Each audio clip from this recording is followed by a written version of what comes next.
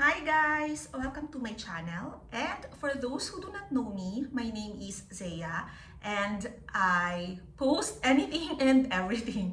For today's video, I will show you how I will try to salvage this Tory Burch bag. So this is an original Tory Burch bag. And the problem with this bag is that when you look at the bottom, there, on the insides, part of the inside, here, and here, and in the handle, you will see some tearing. Actually, at this point, I tried to take away everything because I thought, since it's tearing anyway, I might as well make it uniform and take away everything. But it did not go as planned. So it's so hard to remove the leather, all of it. And so what I have decided is to fix it and not fix the leather, but put something here to cover this part. And here as well, and here. Because I won't be using it in this present condition. I can't even bear to give it away because I don't want the recipient to feel that, he or she, it's a she, she's receiving something that's not even in a good condition. So I have two options, either to throw it or to try to salvage it, which I will do the latter. So join me as I try to salvage this Tory Burch bag. My materials are this cloth here. So these are pants actually that don't fit me anymore. It fit me when I was 10 to 20 kilos lighter and I don't know when I'm going to get back there. And this is the closest that I found from my cabinet that resembles the color of my bag. So this might do. Actually, earlier, I went to National Bookstore to look for a rope or something that I can put here on the strap. And this is the closest one that they have. And it doesn't quite match, right? So I don't think I will use this. And then I have a glue gun. I bought this. I thought this is just for like 300 plus pesos, but it cost me 600 pesos. And additional glue stick. I don't really regret buying this because this is, aside from cute, this will be helpful in my other DIY and creative activities.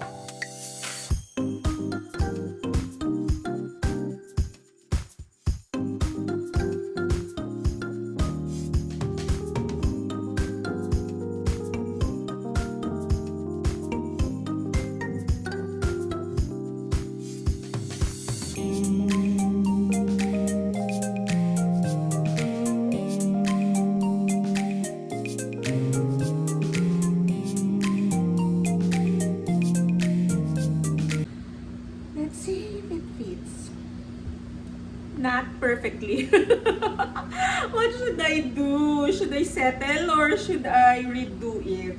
Because I still have like 3 more tries left. But I'm a lazy person. I have the tendency to just say, it's okay, it will do. But what do you think?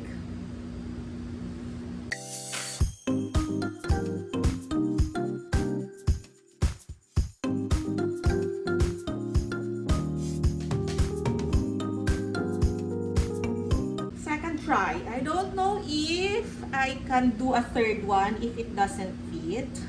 Fits. Not perfectly. So I'll make some changes here and there, adjust. And then good to paste it or use a glue gun on it.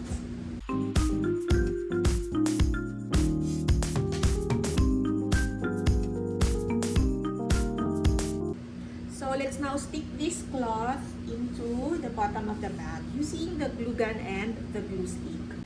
So this is how it looks like now. I decided to cover this not only for aesthetic purposes, but because the torn leather has this effect. You know, if I wear it and I wear a white top, then the torn leather would stick there. So I really have to cover this in order for me to use the bag. Should I stop here or should I put lining to cover up the uneven cutting? I think I can use something like this for the lining, but this one in particular is not really same in color. So what do you think? Can I wait to find something similar in color or should just I go for it? Now there's no turning back because I already started gluing the tali.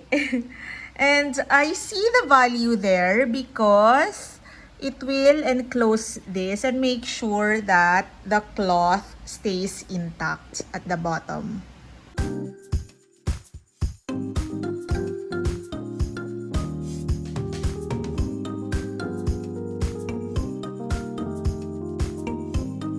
We're on to the last part, which is the handle or the strap. As you can see, it's not looking good. So I have to do something about it. And my first idea was to put a scarf around this. But I need the scarf first. So I don't know where I'm going to buy that. And I'm really lazy and at the same time so excited to finish this project. And so I looked for something in my closet that would match the color and that I can use to cover the handle. This one, it has some potential. So let's do this. I actually like this dress a lot and have used this a couple of times, but I like this bag more. Anyway, I bought it for just maybe 15, 20, at most 25 pesos from Ukay-Ukay. And now, may I present the finished product. So, I fixed the handle and put in ribbons, front and at the back.